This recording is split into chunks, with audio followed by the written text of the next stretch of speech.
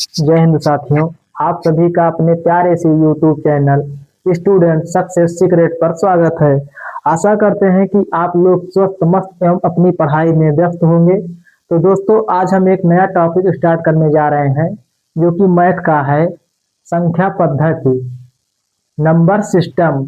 तो उससे पहले हम लोग ये जानेंगे, जैसे मान लो उसमें संख्या दे दी जाएगी कि ये संख्याएं मतलब 4 से विभाजित हैं या नहीं है, 8 से विभाजित हैं या नहीं है।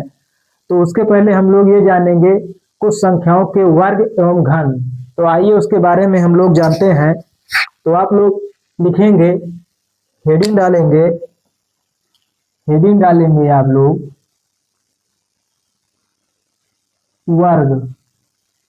क्या डालेंगे? वर्ग। वर्ग हेडिंग डालेंगे आप लोग। उसमें लिखेंगे आप लोग, लिखेंगे स्क्वायर। क्या लिखेंगे? स्क्वायर। तो स्क्वायर के अंतर्गत सबसे पहले लिखेंगे हम एक का स्क्वायर, एक का स्क्वायर, दो का स्क्वायर, तीन का स्क्वायर, चार, पांच, छ, सात, आठ, नौ, 10।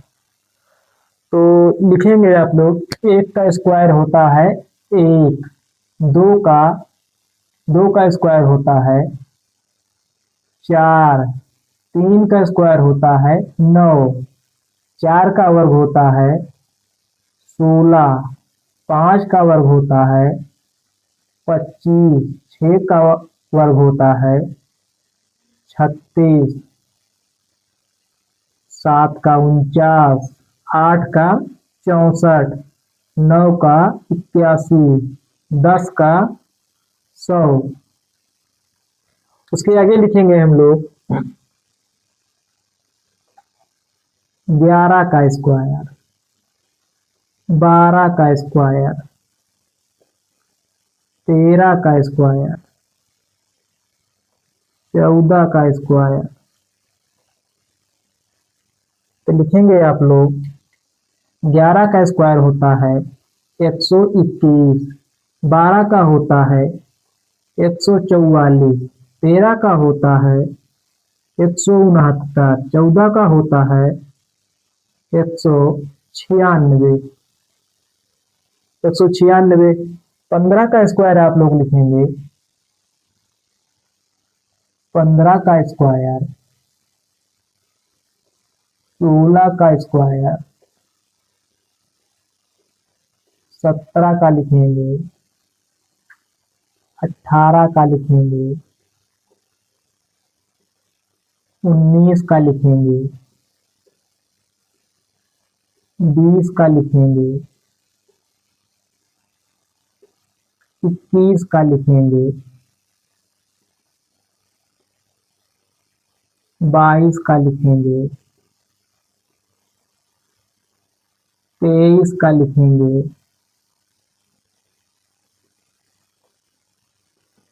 24 का लिखेंगे, 25 का लिखेंगे, 26 का लिखेंगे, 27 का लिखेंगे, 28 का लिखेंगे। तो लिखेंगे आप लोग 15 का स्क्वायर होता है 225, 16 का होता है 256, 17 का होता है 289। कितना होता है? 289, 289। 18 का होता है 324। 19 का होता है 361। 20 का होता है 400। 21 का लिखेंगे 441। 22 का लिखेंगे 484। 23 का लिखेंगे 529। 24 का लिखेंगे 576। 25 का लिखेंगे 625। 26 का लिखेंगे 676। 27 का लिखेंगे 729। 28 का लिखेंगे 784। 29 का लिखेंगे आप लोग 29 का स्क्वायर। 30 का स्क्वायर लिखेंगे आप लोग 29 का 841। 30 का लिखेंगे 900। कितना लिखेंगे 900।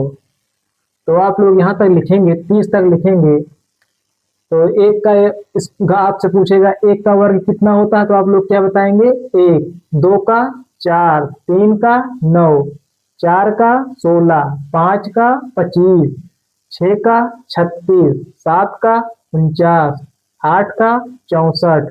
नौ का 81। 10 का 100। 11 का 121। 12 का 144। 13 का 169। 14 का 196। 15 का 225। 16 का 256। 17 का 289। 18 का 324। 19 का 361। 20 का 400। 21 का 441। 22 का 484। 23 का 529। 24 का 576। 25 का 625।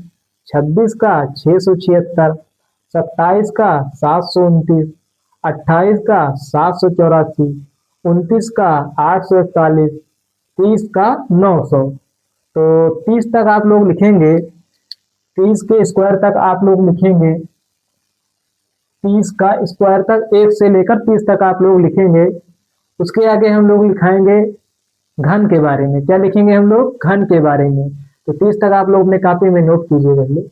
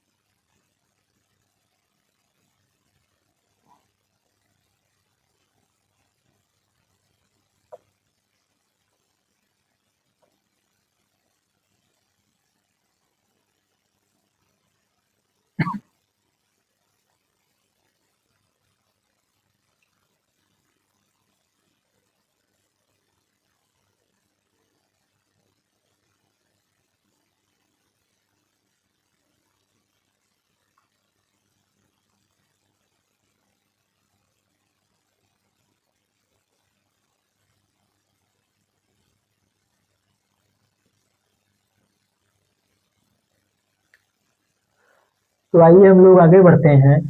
आप लोग हेडिंग डालेंगे घन। क्या डालेंगे हेडिंग घन। घन हेडिंग डालेंगे। ब्रैकेट में लिखेंगे क्यूब। क्या लिखेंगे घन। ब्रैकेट में डालेंगे आप लोग क्यूब। तो आइए लिखते हैं एक एक करके। एक का क्यूब होता है एक। दो का क्यूब होता है 8। तीन का क्यूब होता है 27। चार का क्यूब होता है 64। 5 का क्यूब होता है 125। 6 का क्यूब होता है 216। 7 का क्यूब होता है 343। 8 का क्यूब होता है 512। 9 का क्यूब होता है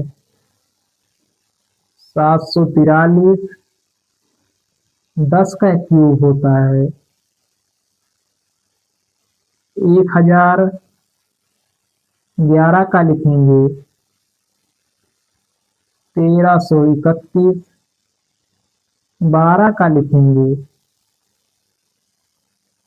1728। 13 का लिखेंगे 2197। क्या लिखेंगे? 2197। तो आप लोग 1 से 13 तक लिखेंगे, उसके आगे लिखवाता हूँ अभी थोड़ी देर में।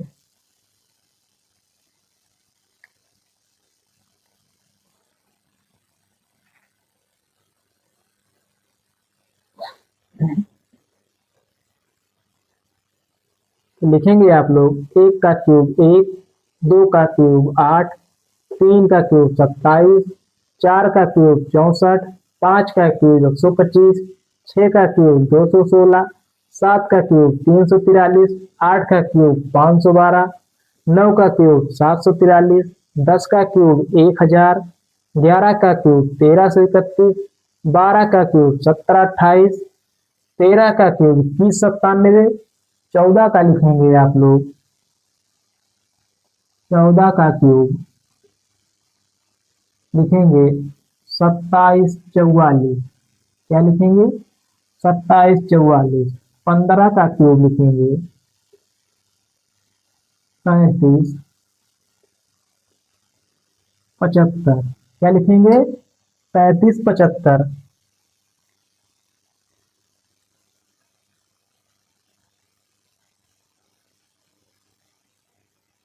लिखेंगे आप लोग ये सोच रहे होंगे कि भाई 1 का क्यूब 1 कैसे होता है, तो देखेंगे आप लोग। अगर मान लो 1 का गुणा 3 बार करेंगे तो 1 एकम 1, 1 एकम 1। तो 1 का गुणा कितनी भी बार करेंगे तो 1 ही प्राप्त होगा। क्या प्राप्त होगा? 1। तो 1 का क्यूब क्या होगा? 1 होगा। इसी प्रकार 2 का गुणा 3 बार करेंगे 2 इंटू 2 इंटू 2। तो 2 दूनी 4, 4 दूनी 8, 8 होता है। तो वही 2 की पावर 3 हो जाती है। कितना है? जैसे 1 2 3, 3 हो गया तो 2 की पावर 3, 2 की पावर 3। अगर आपको देगा एग्जामिनर कि 2 की पावर 3 बराबर कितना होता है, तो आप लोग क्या लिखेंगे? 8 लिखेंगे। इसी प्रकार 3 का क्यूब होगा 27, 4 का क्यूब होगा 64, 5 का क्यूब 125, 6 का क्यूब 216, 7 का क्यूब 343, 8 का क्यूब 512, 9 का क्यूब 743, 10 का क्यूब 1000, 11 का क्यूब 1331, 12 का 1728, 13 का 2197, 14 का 2744, 15 का 3375। तो आप लोग एक एक करके इसे नोट करेंगे।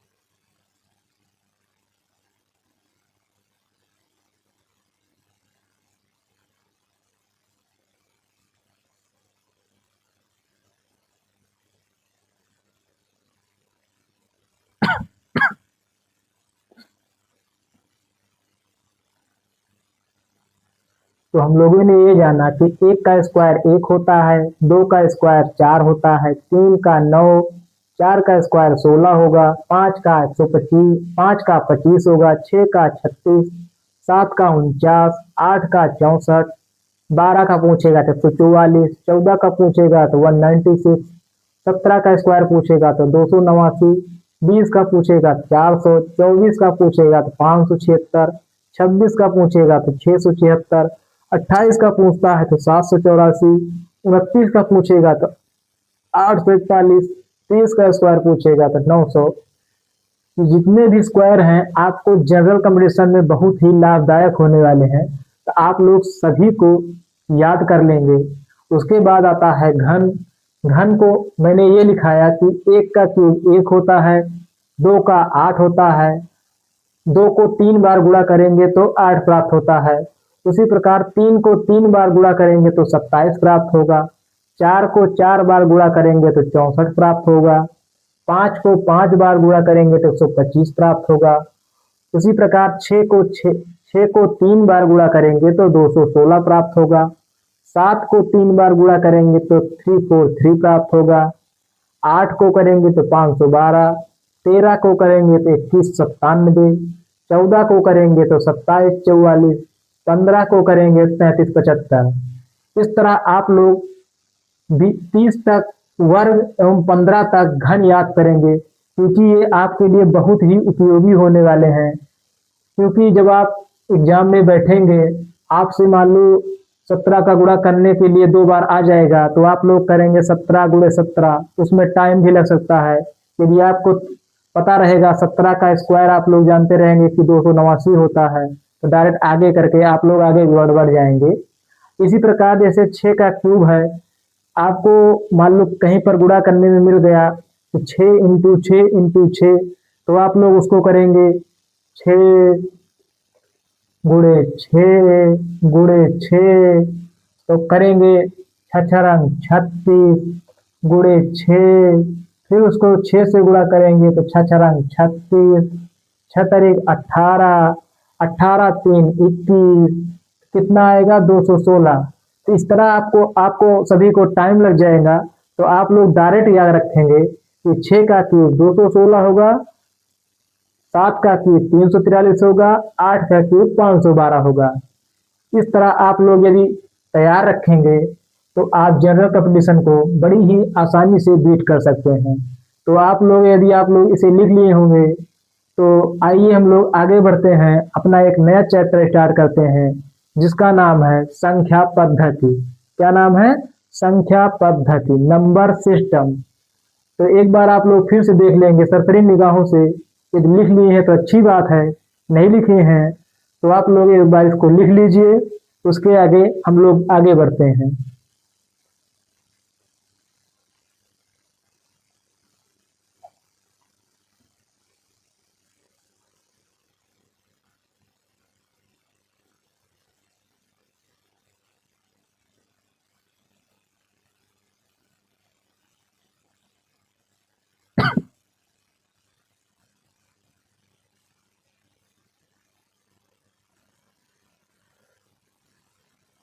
तो आइए हम लोग आगे बढ़ते हैं एक नए अध्याय की तरफ, जिसका नाम है संख्या पद्धति। क्या नाम है? संख्या पद्धति। ये अर्थमेटिक के हिसाब से बहुत ही बड़ा चैप्टर है, बहुत ही इम्पोर्टेंट चैप्टर है। इसमें से प्रत्येक परीक्षा में एक से दो क्वेश्चन बार बार पूछे जाते हैं। इसी को मद्देनजर रखते हुए हम लोग आगे बढ़ते हैं और जानते हैं संख्या पद्धति के बारे में। ठीक है ना? तो आप लोग नए पेज पे स्टार्ट करेंगे और हेडिंग डालेंगे संख्या पद्धति। क्या डालेंगे? संख्या पद्धति लिखेंगे आप लोग। संख्या पद्धति। क्या लिखेंगे? संख्या पद्धति। ब्रैकेट में आप लोग लिखेंगे नंबर नंबर सिस्टम। क्या लिखेंगे? Number system. तो हेडिंग आप लोग डालेंगे संख्या पद्धति, नंबर सिस्टम। तो नंबर सिस्टम के बारे में हम लोग जानेंगे। तो इसमें आप लोग लिखेंगे इसके नीचे एक तीर लगाकर संख्याओं का वर्गीकरण। संख्याओं का वर्गीकरण।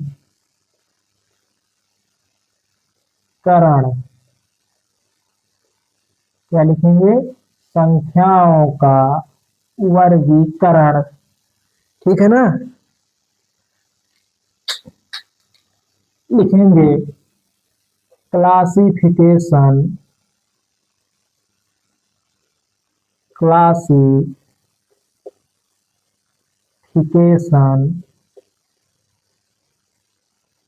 Of number. Classification of number. तो लिखेंगे आप लोग संख्याओं का वर्गीकरण, क्लासिफिकेशन ऑफ नंबर। उसके नीचे लिखेंगे दशमलव पद्धति। क्या लिखेंगे? दशमलव दशमलव पद्धति। क्या लिखेंगे? दशमलव पद्धति। ब्रैकेट में लिखेंगे डेसिमल डेसिमल सिस्टम। क्या लिखेंगे? Decimal system. अब लिखेंगे संख्याएं। क्या लिखेंगे? संख्याएं संख्याएं। संख्याओं के बारे में हम लोग जानेंगे। तो संख्याएं दो प्रकार की होती हैं। कितनी प्रकार की होती हैं? दो प्रकार की।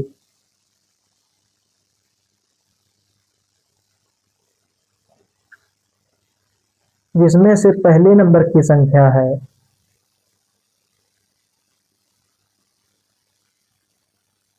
वास्तविक संख्या। वास्तविक संख्या। और दूसरी संख्या है काल्पनिक संख्या।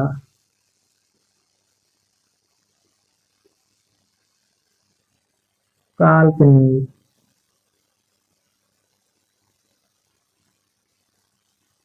संख्या। तो लिखेंगे आप लोग संख्या पद्धति। चैप्टर का नाम है संख्या पद्धति। उसमें संख्याओं का वर्गीकरण, क्लासिफिकेशन ऑफ नंबर। दशमलव पद्धति में है संख्याएं। दशमलव पद्धति में जो संख्याएं हैं वो दो प्रकार की होती हैं, एक वास्तविक संख्या, एक काल्पनिक संख्या।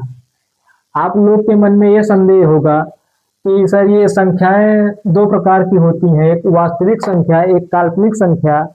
तो मान लो हमसे कोई ये पूछ लेगा कि वास्तविक संख्याएं किसे कहते हैं, तो हम लोग क्या बताएंगे? तो आप लोग लिखेंगे उसके बारे में। लिखेंगे आप लोग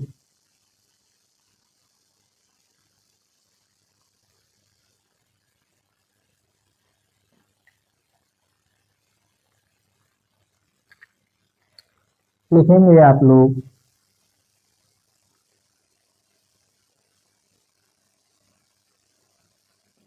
वह संख्या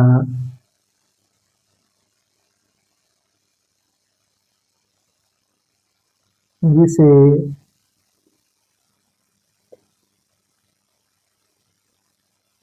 संख्या रेखा पर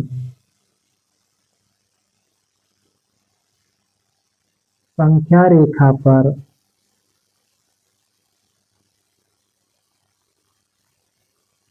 दर्शाया जा सके।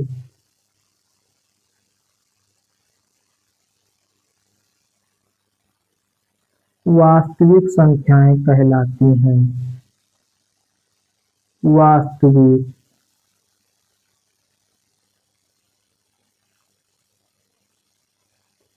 संख्याएं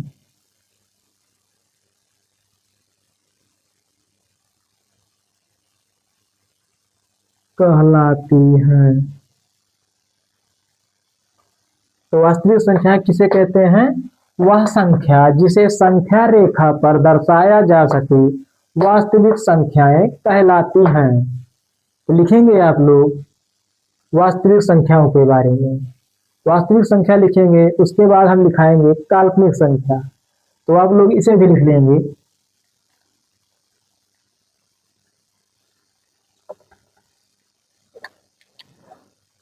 लिखेंगे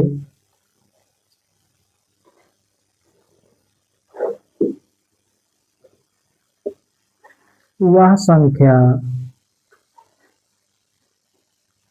जिसे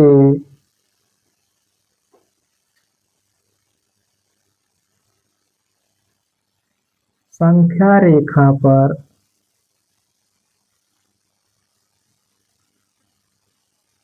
नहीं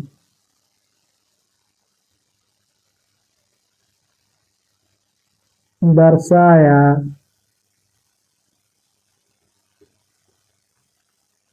जा सकता है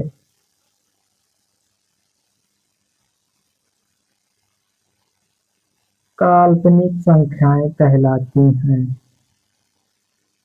काल्पनिक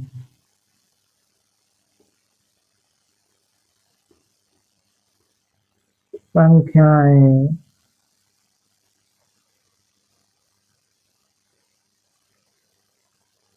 कहलाती हैं। तो काल्पनिक संख्या किसे कहते हैं? वह संख्या जिसे संख्या रेखा पर नहीं दर्शाया जा सकता है वे काल्पनिक संख्याएं कहलाती हैं। और वास्तविक संख्याएं वह संख्या जो संख्या रेखा पर दर्शाया जा सके वास्तविक संख्याएं कहलाती हैं। तो आप लोग इसे नोट करेंगे।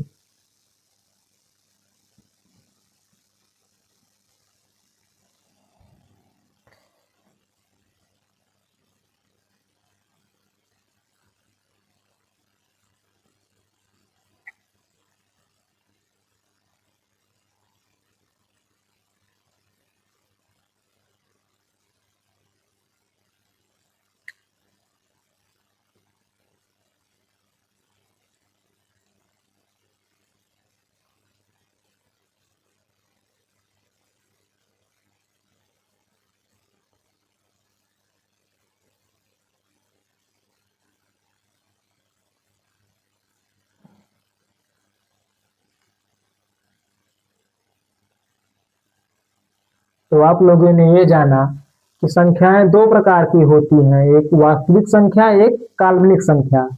वास्तविक संख्या उसे कहते हैं जिसे संख्या रेखा पर दर्शाया जा सके। अब काल्पनिक संख्याएं वे होती हैं जिन्हें संख्या रेखा पर नहीं दर्शाया जा सके। दोस्तों, प्लेटफॉर्म छोटा है कि जो कंटेंट आपको इस पर मिलेगा वो आप आज तक आपने कभी भी यूट्यूब पर देखा नहीं होगा। ठीक है ना? पहले हम थ्योरी पढ़ाएंगे, उसके बाद एक एक करके क्वेश्चन हल करेंगे। तो हम लोगों ने ये जाना संख्या पद्धति के बारे में, संख्याओं का वर्गीकरण, उसमें दशमलव पद्धति है, डेसिमल सिस्टम, संख्याएं हैं, संख्याओं के अंतर्गत वास्तविक संख्या आती है, एक काल्पनिक संख्या आती है। तो हमने वास्तविक संख्या के बारे में जाना, काल्पनिक संख्या के बारे में जाना।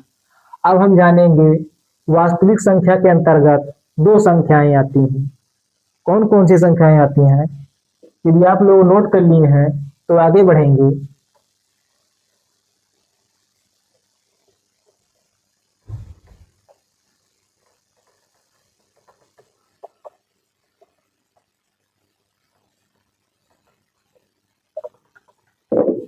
तो हेडिंग डालेंगे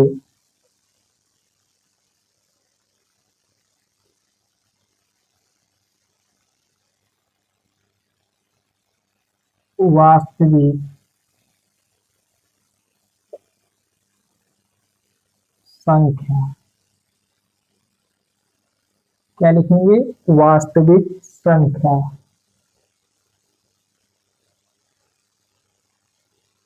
रियल नंबर। क्या लिखेंगे?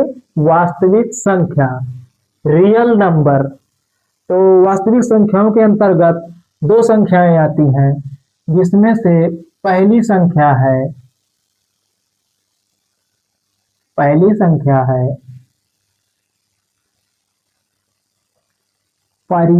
संख्या। कौन सी संख्या? परिमेय संख्या। परिमेय संख्या। और दूसरी संख्या है अपरिमेय संख्या। कौन सी संख्या? अपरिमेय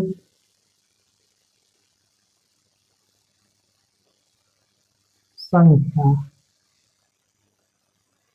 परिमेय संख्या और अपरिमेय संख्या, इंग्लिश में बोलते हैं इसे रेशनल नंबर। Rational number. अतः अपरिमेय संख्याओं को बोलते हैं इरेशनल नंबर। Irrational number. तो वास्तविक संख्याओं के अंतर्गत दो संख्याएं आती हैं, जिनमें से पहली संख्या है परिमेय संख्या, रेशनल नंबर, और दूसरी संख्या है अपरिमेय संख्या, इरेशनल नंबर। तो परिमेय संख्या किसे कहते हैं? तो लिखेंगे आप लोग, वह संख्या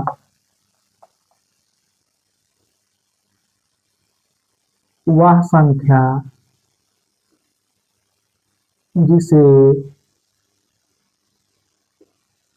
P बाई Q के रूप में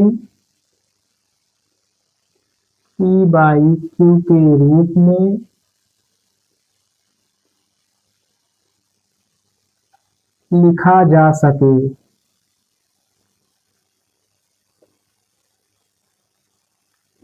जा सके। अर्थात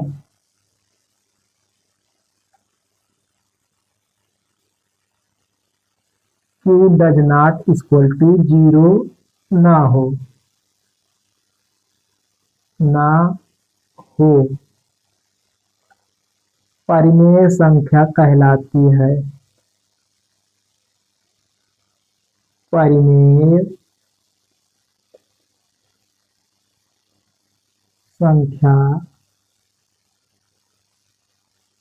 कहलाएगी।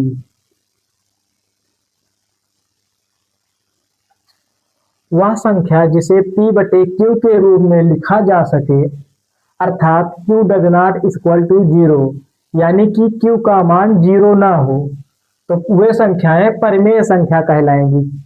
तो दूसरी संख्या है अपरिमेय संख्या, इसके बारे में लिखेंगे,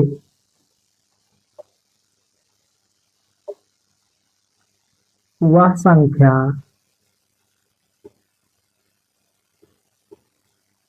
जिसे P बाई Q के रूप में ना लिखा जा सके।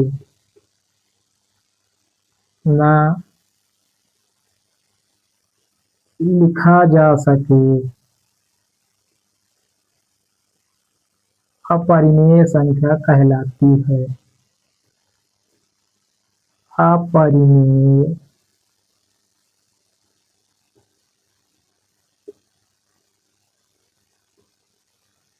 संख्या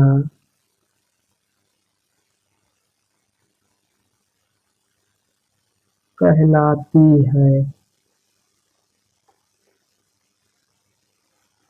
ठीक है ना? तो हम लोगों ने क्या जाना वास्तविक संख्या के बारे में? तो वास्तविक संख्याएं दो प्रकार की होती हैं, जिनमें से पहली संख्या है परिमेय संख्या, दूसरी है अपरिमेय संख्या।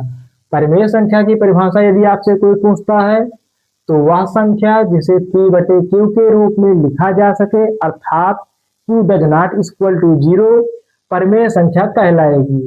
अपरिमेय संख्या के बारे में यदि आपसे कोई पूछेगा कि वे संख्याएं जिसे p बाई q के रूप में ना लिखा जा सके अपरिमेय संख्या कहलाएंगी। तो आप लोग इसे नोट करेंगे, उसके आगे हम लोग आगे बढ़ेंगे, ठीक है ना। तो आप लोग इसे लिखेंगे।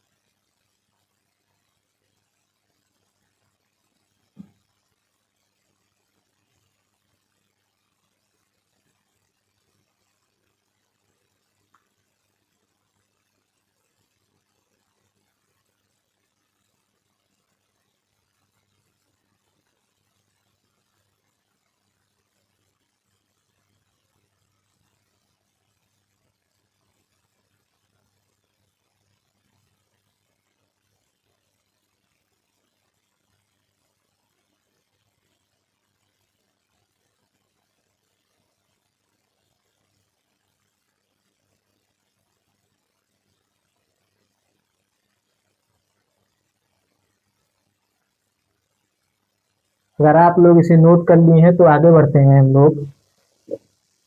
तो हम लोगों ने जाना कि वास्तविक संख्या दो प्रकार की होती है, एक परिमेय संख्या, एक अपरिमेय संख्या। अब परिमेय संख्या के बारे में जानेंगे तो लिखेंगे आप लोग परिमेय संख्या।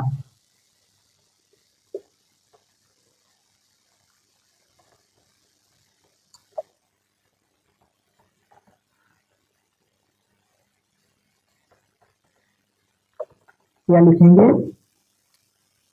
परिमेय संख्या।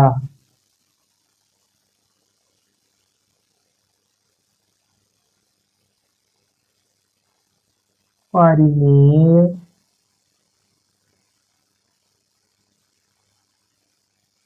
संख्या।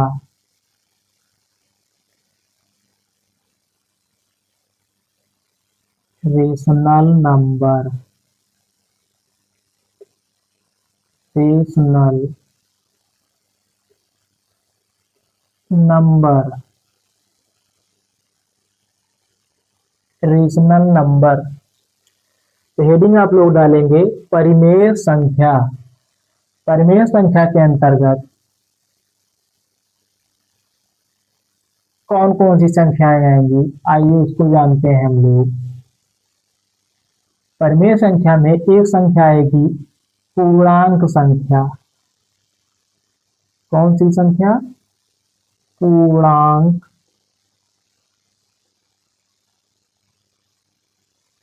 संख्या। इंटीजर्स।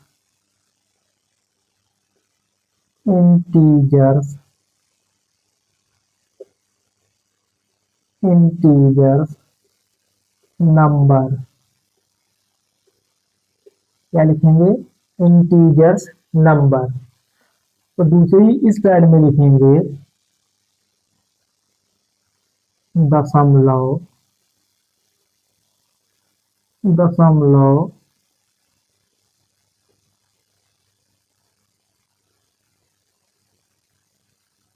संख्याएं। क्या लिखेंगे? दशमलव संख्याएं। डेसिमल। Decimal number.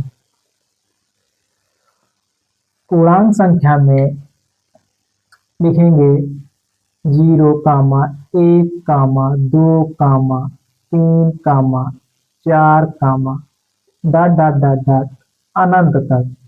और इधर लिखेंगे -1, -2, -3,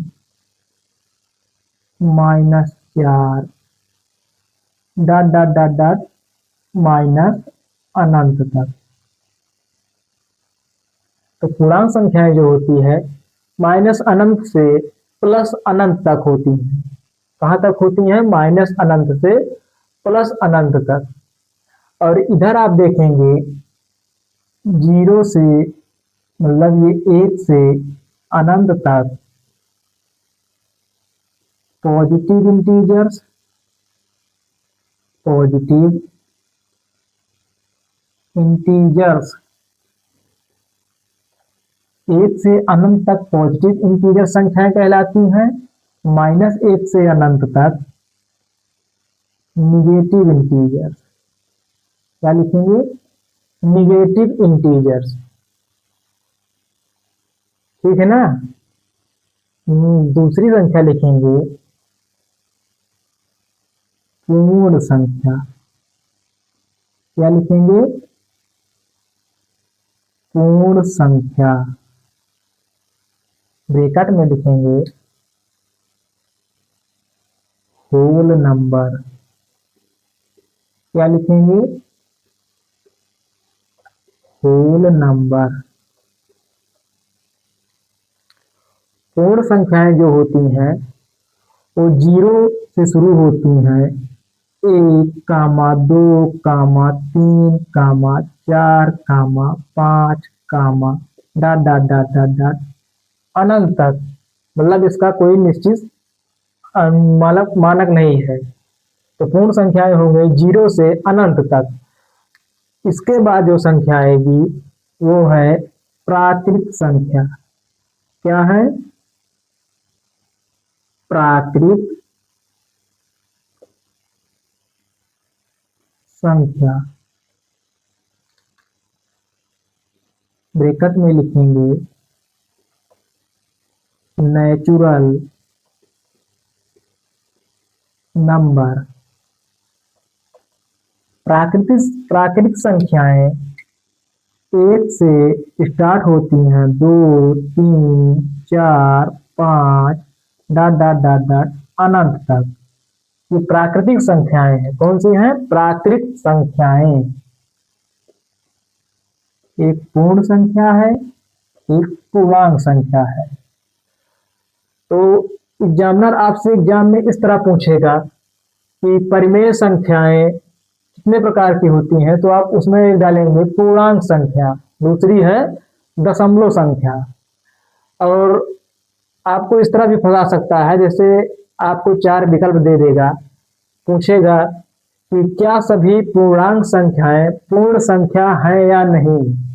तो आप लोग क्या बोलेंगे कि सभी पूर्णांक संख्याएं पूर्ण संख्या है या नहीं। तो आप लोग बोलेंगे नहीं।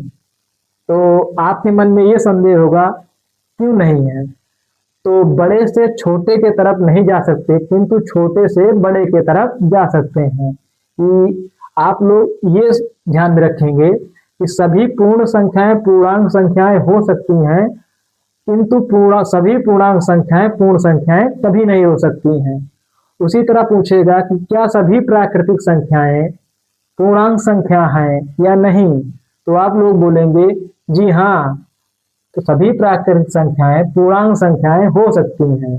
ठीक है ना। तो आप लोग इसे नोट करेंगे।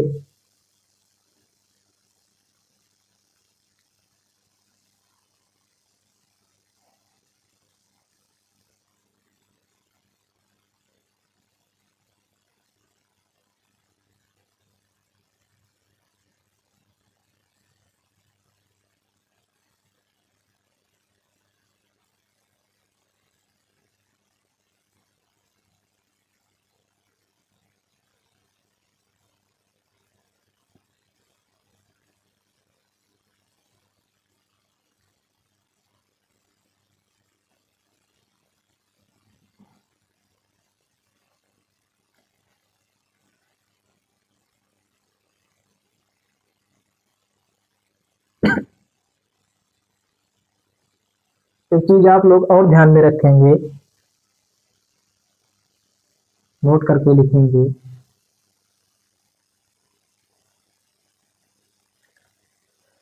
नोट नंबर 1, यदि किसी संख्या में जीरो को जोड़ा जाए या घटाया जाए तो उस संख्या में कोई फर्क नहीं पड़ता है। जैसे आप लोग लिखेंगे 12 है, 12 में यदि आप जीरो जोड़ेंगे तो 12 ही प्राप्त होगा। उसी प्रकार जैसे 11 में माइनस जीरो करेंगे तो 11 ही प्राप्त होगा। तो इसे आप लोग नोट में लिख लेंगे, ब्रैकेट में लिख लेंगे। जीरो को आप लोग लिख लेंगे, जीरो को ब्रैकेट में, योगात्मक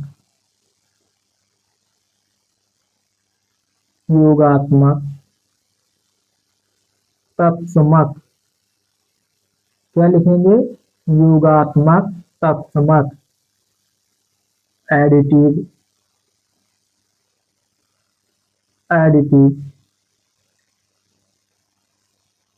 लिखेंगे आप लोग।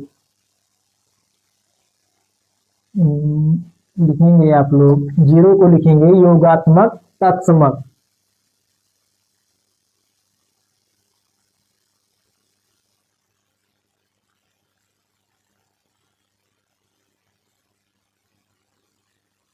बारह में यदि जीरो को जोड़ेंगे तो 12 ही प्राप्त होगा। 11 में यदि जीरो को घटाएंगे तो 11 ही प्राप्त होगा। कोई भी संख्या हो, यदि उसमें जीरो को जोड़ेंगे या घटाएंगे तो वही संख्या प्राप्त होगी। तो इसे आप लोग नोट करके लिख लेंगे। इसे जीरो एक योगात्मक तत्समक है। कौन सा है? योगात्मक तत्समक। इसकी अंग्रेजी यदि आप लोग लिखना चाहें तो है एडिटिव आइडेंटिटी। क्या है? Additive identity. तो नोट करेंगे आप लोग इसे।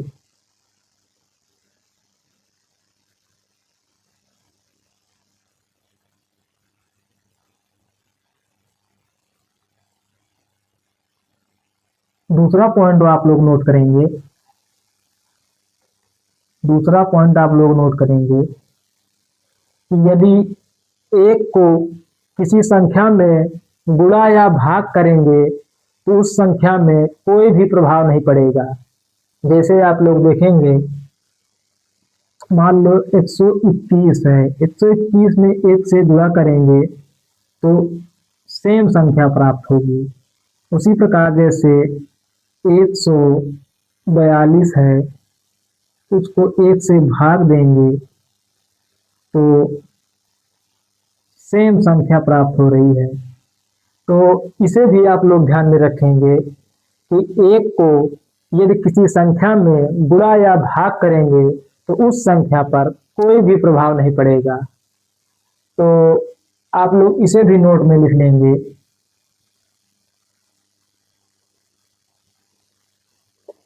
नोट में लिखेंगे एक तीर लगा के,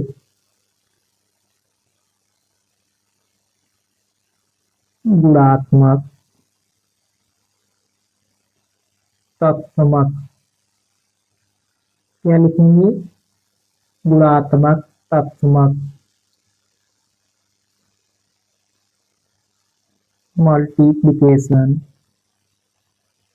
मल्टीप्लिकेशन आइडेंटिटी। तो हम लोगों ने ये जाना कि परिमेय संख्याएं दो प्रकार की होती हैं, एक पूर्णांक संख्या, एक दशमलव संख्याएं। Integers number, decimal number. पूर्णांक संख्याएं वे होती हैं जो माइनस अनंत से शुरू होती हैं, प्लस अनंत तक समाप्त होती हैं। एक से अनंत तक पॉजिटिव इंटीजर्स, माइनस एक से माइनस अनंत तक निगेटिव इंटीजर्स। पूर्ण संख्याएं जिसे आप होल नंबर बोलेंगे, वो जीरो से स्टार्ट होकर अनंत तक होती हैं। उसी प्रकार प्राकृतिक संख्याएं जिसे नेचुरल नंबर बोलते हैं तो 1 से स्टार्ट होकर अनंत तक होती हैं। और मैंने आपको 2 पॉइंट लिखाया जिसमें मैंने आपको ये बताया कि जीरो को यदि किसी संख्या में जोड़ेंगे या घटाएंगे तो उस संख्या पर कोई भी प्रभाव नहीं पड़ेगा। तो नोट करके मैंने लिखाया इसमें नोट में, नोट नंबर 1 में मैंने लिखाया कि जीरो एक योगात्मक तत्समक है।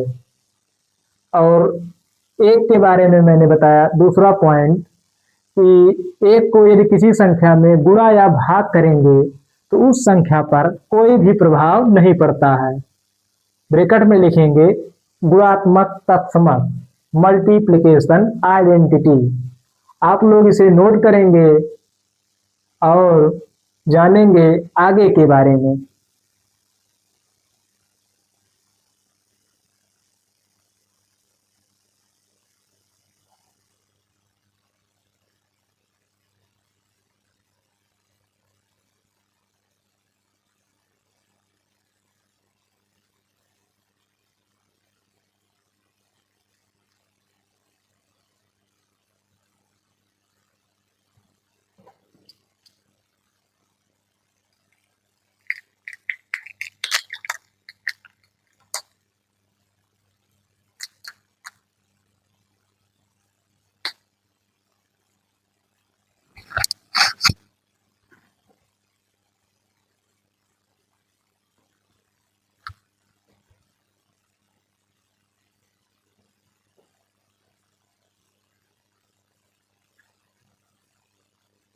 तो दोस्तों, हमने जाना संख्या पद्धति के बारे में कि संख्याएं 2 प्रकार की होती हैं, एक वास्तविक संख्या, एक काल्पनिक संख्या। वास्तविक संख्याओं के बारे में हम लोगों ने जाना, उसके अंतर्गत 2 संख्याएं आती हैं, एक परिमेय संख्या, एक अपरिमेय संख्या। परिमेय संख्या के बारे में हम लोगों ने ये जाना कि उसके अंतर्गत पूर्णांक संख्याएं आती हैं, पूर्ण संख्याएं आती हैं, प्राकृत संख्या आती है, दशमलव संख्याएं आती हैं। और ये भी जाना नोट में कि जीरो को किसी संख्या में जोड़ेंगे घटाएंगे तो उस संख्या पर कोई भी प्रभाव नहीं पड़ता है। एक को हमने ये जाना कि यदि किसी संख्या को एक में गुणा या भाग करेंगे उस संख्या पर कोई भी प्रभाव नहीं पड़ता है। तो साथियों, आज की क्लास आप सभी को कैसी लगी? यदि अच्छी लगी तो आप सभी इस क्लास को अपने दोस्तों के पास शेयर करेंगे। अगर मेरे कंटेंट में दम है तो आप सभी से हाथ जोड़कर निवेदन करता हूं कि मेरे क्लास को अपने दोस्तों तक शेयर कीजिए। ये क्लास बिल्कुल यूट्यूब पर फ्री है, प्लेटफॉर्म बिल्कुल छोटा है, लेकिन जो चीज़ें आपको इसमें देखने को मिलेंगी शायद ही आप लोगों ने कभी देखा होगा। तो साथियों, आज के लिए बस इतना ही। धन्यवाद।